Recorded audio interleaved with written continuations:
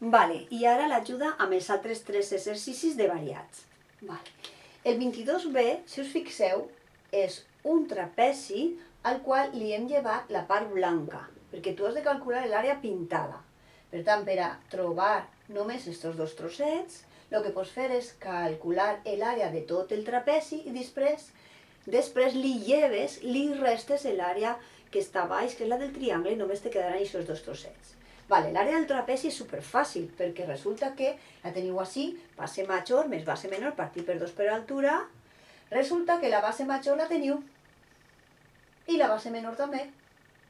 I l'altura, doncs també, perquè l'altura és el que mesura de dalt cap a baix en vertical, sí? En perpendicular a la base. Molt bé, doncs teniu tot, només teniu que substituir la fórmula.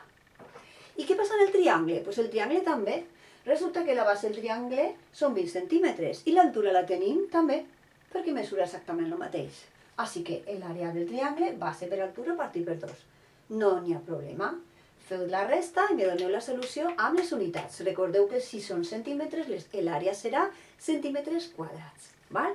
Bueno, anem al de la pizza. La pizza és superfàcil, perquè resulta que tenim un cercle, una pizza de radi 12 centímetres, i me diu quina serà l'àrea d'una porció que és una vuitena part, d'acord? Bueno, doncs si dividim en 8 parts iguals, l'àrea d'un trosset serà l'àrea de tot el cercle dividit per 8. I l'àrea del cercle com es troba? Doncs amb la formuleta pi pel radi al quadrat. Com t'han donat el radi, tampoc tindràs cap problema. Vale, per últim anem a este. Bueno, tenia un hexàgon que li han llevat 3 trossos, 1, 2 i 3, que són 3 mig cercles, d'acord? Vale, quina serà l'estratègia? Este costarà un poquet més. Bueno, l'estratègia és, primer retalle, primer trobe l'àrea d'un hexàgon. És un hexàgon de base, se suposa que és regular, de base 7,6 centímetres. Val? I l'àrea d'un hexàgon regular, o d'una figura regular, com esta, pentàgon, hexàgon, octògon, decàgon, que són regulars, tots els costats són iguals i els angles iguals, vale? Pues resulta que l'estratègia sempre és la mateixa. És dividir en triangles iguals per trobar el que és l'apotema, que és el que necessitem. Com en el primer exercici que us he explicat.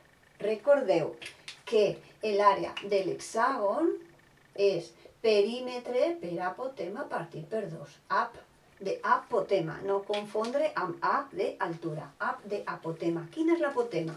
L'apotema sabeu que és l'altura d'aquest triangle xicotet. La distància del centre al punt mitjà de cada costat. Val?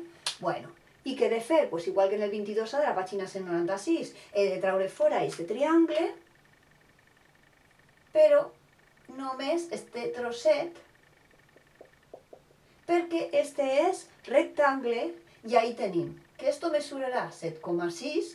Recordeu que per ser hexàgon tots els triangles són equilàters, per tant els 3 costats són iguals, la mateixa estratègia que en el 22A. Ahí esto mesurarà exactament la meitat, 2 por 3, 6, 7, 1, 2 por 8, 16, ¿vale? I necessiten l'apotema que està ahí.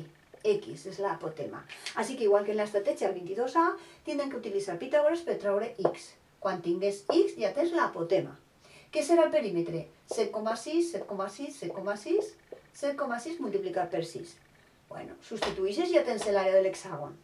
I ara, com trobar la part roja? Pues la part roja és l'àrea de l'hexàgon menys 1, 2 i 3. Estas 3 cosas. Són 3 vegades l'àrea d'este mig cercle. Així que pots fer-lo espaiat i per separat. Què serà un mig cercle? Bueno, primer trobarem l'àrea del cercle, que és pi pel radi al quadrat. Però quin és el radi? No, no és 7,6. El radi és la meitat, però la meitat ja tenim ahí. El radi és 3,8. Quan tingues este número, pots dividir-lo per 2 per a trobar la meitat. Així que esta part d'ahí serà l'àrea del cercle partit per 2. I quan tingues aquest número, el que has de fer és a l'àrea del hexàgon restar-li 3 vegades aquesta quantitat. D'acord? I ja ho tindràs. Vale? Pues vinga, espero els vostres resultats.